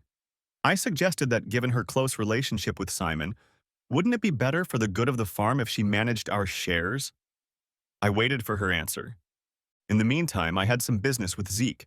I asked him about forged documents, how much it would cost and if he had access to such things. For a good ID, driver's license, passport, you'll have to pay $10,000, Zeke told me. $10,000, I think. How long will it take? I ask. About a week after we get the picture, he replies. Later that day, I call Steve Garcia on the landline. I tell him I have some news for him. Also, could he please stop by Walgreens and take passport photos and mail them to me? Surprisingly, he agrees without further question. Finally, I get an email response from Gina. She has discussed the prenup with Simon and he agrees that she should own the stock. She is ready to sign the document. I tell her that in order for the document to be official, it needs to be notarized. That means she has to get a hard copy, sign it, have it notarized, and then return it to me. After a few days, I managed to get it done. She sent me an address in Ecuador. They live in the city of Cuenca. I mailed the document to Gina. The next day, having become 1,000 people poorer, I receive Steve Garcia's fake ID. His new name is Oscar Lindar. For another $2,000, Zeke's accomplice will deliver a package to a certain address in Selah, Washington. The package contains a fake ID, a used passport, a driver's license, and several inactive credit cards. There's also $5,000 and an address in Cuenca, Ecuador. Garcia will understand. The rocket was launched. Now I had some free time on my hands. I contacted Damon Claiborne, and he informed me that my application for an informant reward had been approved. He explained that the government, long known for its slowness, favored swift, decisive action in such circumstances. But we'll still have to wait, he told me. Damon, I have a suggestion for this award. Could we get the people who end up signing it together for a brief meeting? I have an idea, I tell him. He says he'll work on it. 2 days later, his secretary asked me to be in a conference room on the 4th floor of the federal building on Friday at 10 a.m. I agree. It's been almost a week since the package for Garcia was delivered. I haven't heard anything. I got an email from Gina. Same old nonsense. Simon is a genius. He finds her interesting. Hidden Valley Farm is about to be better than ever, and she can't wait to meet me. Friday morning, I'm at the federal building. The paperwork is in my folder. I hope I can present this information. I am ushered into a large conference room, and I shake Damon's hand warmly. He introduces me to his boss, Karen Natalie, and another gentleman, Chris Waverly. Damon talks about what I did to help with the Hidden Valley case. Mr. West, thank you for your help, Karen tells me. We couldn't have done it without you. I see that your reward has already been signed, so you should feel good about that. I nod my head in agreement with her words. The thing is, she continued, it can take years to pay these rewards. We seized the property and the federal government now owns the farm. But as for the bank accounts, especially the overseas ones, it will be months or even years before that is resolved, she tells me. I tell her I understand all that, but I have a suggestion for the IRS. She nods for me to continue.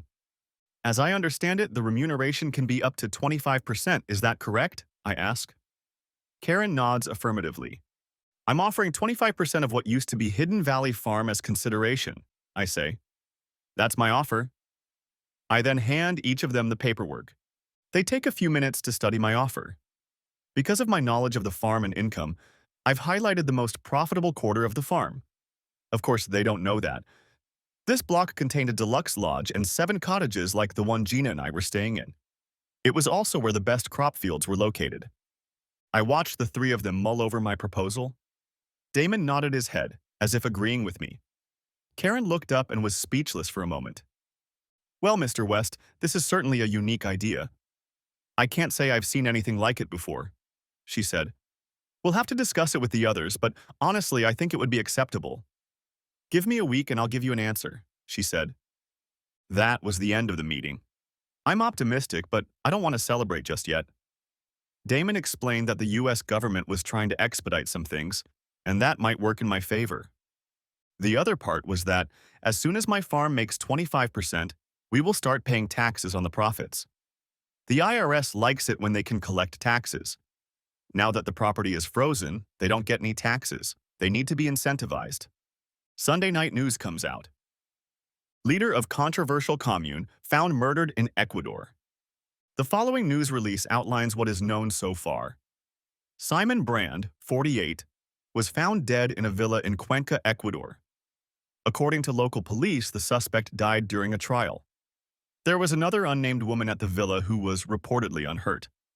The suspect's name has not been released by police. The investigation is ongoing. Wow, I'm stunned. Yes, I was involved in organizing this case. I just didn't think it would happen so fast. I felt really bad for Steve Garcia. Even though I didn't know him well, I understood what he was going through. I didn't want him to die. I started getting emails from Gina. They are long and rambling, talking about the senseless death of such a brilliant man. She writes about her sadness and how a part of her died with Simon. I don't answer her letters anymore, but they continue anyway. On Friday, I get a call from Damon Claiborne with good news. The IRS has conditionally accepted my offer. There's a mountain of paperwork to be done, and next week I'll have to meet with the appropriate county staff at the farm to analyze the assets. It will take time for my offer to become official, but the wheels are in motion. I thank Damon. Warner, I'm the one who should be thanking you. You're the reason I got the promotion. I couldn't have done it without your help, Damon tells me. Damon, if there is anything I can do for you, please let me know, I say. You know, Warner, he says, I guess I have to agree with you. He says, and we part ways. Wow, what a few months it's been. I've been working with Josephine County for a few months now. Even though the government strives for efficiency, it takes time to get all the legal documents in order. It seems like a long time ago when Gina and I first heard about Hidden Valley Farm. We met a lot of good people at the farm. I quickly think back to Mike and Claire. I remember the great food and the healthy lifestyle. I remember how close Gina and I were during our first few days there. And then I remember the negatives. April's problems in accounting. Ed Gunther and his goons. Their devious way of making our entire workforce pay minimum wage. And most of all, how Simon seduced Gina with his flattery and charisma. He'd ruined our marriage just because he wanted to entertain Gina. I blamed her too. She was attracted to the type. I should have remembered Reggie Lake and how she was with him. I thought all those years with Reggie were just an immature infatuation. I guess it wasn't just Reggie. And to think I would have put up with her infidelity. No way. I thought about it. I also thought about recreating Hidden Valley Farm 2.0. It seemed to me that with a little help I could do it. Many months went by. Hidden Valley 2.0 farm was doing great. It was smaller, but we were growing and selling our produce. I took a previously untilled slope and planted vineyards.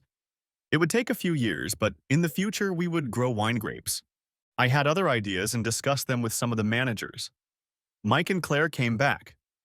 Mike ran the farm operations and Claire ran the business office. Finn and Summer, our original guides, were also back. They were in charge of growing and producing marijuana. One day, out of the blue, I got a call from Damon Claiborne. We exchanged pleasantries and I told him about what was going on at the new farm. I asked how he was doing and what was going on with the business. That was one of the reasons I called, he told me. Have you had any contact with Gina? He asked. Gina.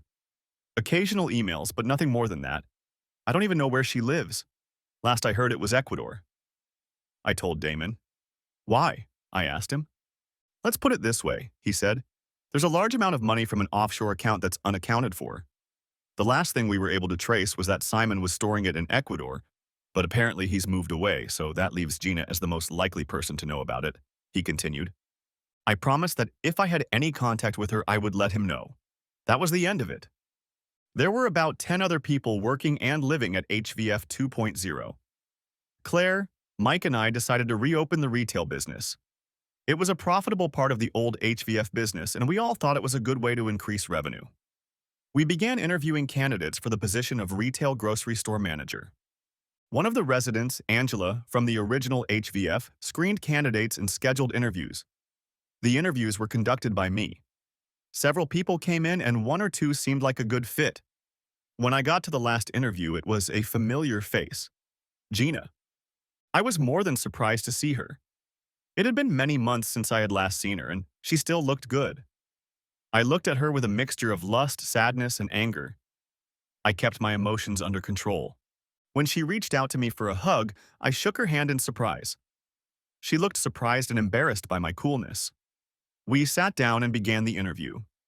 Before we get started, I said, I need to make a quick phone call. Excuse me for a moment. I smile quickly.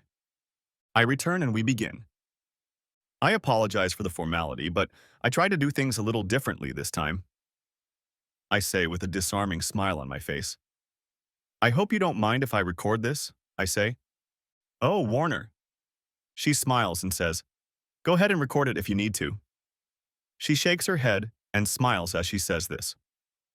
Okay, let's get started. I say, tell me why you think you'd be a good fit for us, and begin the interview with Gina as I would with any of the previous interviewees. Everything was being recorded. Indeed, Warner. She looked at me almost in amazement. You know, I work in retail. I used to run a store, and we've had tremendous growth. I have great ideas on how to expand our business and make it more profitable. I know the products and the basics of the business. Without false modesty, I doubt you could find anyone more qualified. I nodded silently, digesting what Gina had said. There was a lot of good in her words. Besides, Warner, I believe I'm destined to be here. I think this is our chance to start over. I know things didn't go right before with Simon and everything, but we've been through all that before. I see a future where you and I will have a wonderful life. I've never been so sure of anything in my life, she told me. And there are other ways I can help, she tells me. I throw a perplexed look at her as if to say, go on. Financially, she tells me with a secret smile on her face.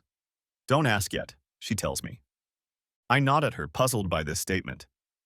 And Warner, I never stopped having feelings for you. I'm still in love with you. I think you'll find that I've changed for the better. Simon helped me, and now I want you and I to share those positive feelings. I know, she said with a slight smile. We're going to take our time, but you know we are meant to be together, she concluded, looking at me with a very sincere look. At this point, we were interrupted. Angela informed me of an urgent phone call. I apologize and walk out. I quickly make my way back in. The call was from Damon. I needed to give him an hour. Gina, we're almost done with the interview, I say. But you have me intrigued. Tell me about this financial aid thing, I ask. And she tells me a little about what happened in Ecuador. The day Simon died, Gina was at the market getting groceries. She was in the kitchen putting out the groceries when she heard the noise and screams. She was petrified and hid in the bedroom closet. She stayed that way in the closet. Then she heard gunshots and more commotion. It just so happened that there was a large canvas bag with money in the safe in the closet. Simon wanted to minimize any electronic traces, so they paid for everything in cash. Simon wired the money from accounts in the Cayman Islands. The amount totaled more than $500,000. Despite her fear and concern that she might be killed, Gina had the good sense to take the money. I deserve this money, she told me. And we can use it to help with the new store, she added. I see, I said. Well, we can certainly discuss this further. In the meantime, I want to give you a little tour of what we do here, I tell her. She smiles and greets us as we look around the farm grounds. I try not to rush things. Damon needed an hour. At one point, she takes my hand as if we're still a couple. I get the urge to wave her off, but for my purposes today, I don't. Finally, we make our way back to the office. In the parking lot, I see a newly parked black sedan. Gina and I walk to my office and sit down. I sit for a few minutes looking at her and gathering my thoughts. Gina, I've been interviewing all day and I still wasn't sure who was right for the position. But after talking to you, I've made my decision, I said. Great, great, she said with a wide, expectant smile on her face. I took a deep breath and told her. My new retail store manager will be Christy Freyers. She was my first interview of the day. What? Gina said. I don't understand. Didn't you hear what I said? I'm supposed to be here, she continued. She was starting to get angry. Is this a joke? She asked. No, not a joke, I reply. She sits stunned. Her smile gone, she stares at me. Finally, she pulls herself together. Can you at least give me some explanation? Her voice has become more hostile. She's starting to get angry. I lean back in my chair, stare back and think. Yes, I think I can explain, I say. I'll quote, there should be harmony in our society. Sometimes one person can disrupt that harmony. At that point, society must make adjustments. She just stares, realizing where the quote came from. Now, if you'll excuse me, I have my own business to attend to, I say. But there is someone here who needs to talk to you, I tell her. After that, Damon Claiborne and the county marshal walk into my office. Gina West. Damon says, "My name is Damon Claiborne with the IRS. I need to talk to you about some missing assets. Please come with me," he tells her. As they walk away, I say, "Damon," and he looks up. Then I toss him the recording device. He nods his thanks, leading a crying Gina behind him. For half a minute, a feeling of regret overwhelms me. Then I shake my head and think, no, I made the right decision. I've never been so sure of anything in my life. The end. Thanks for watching.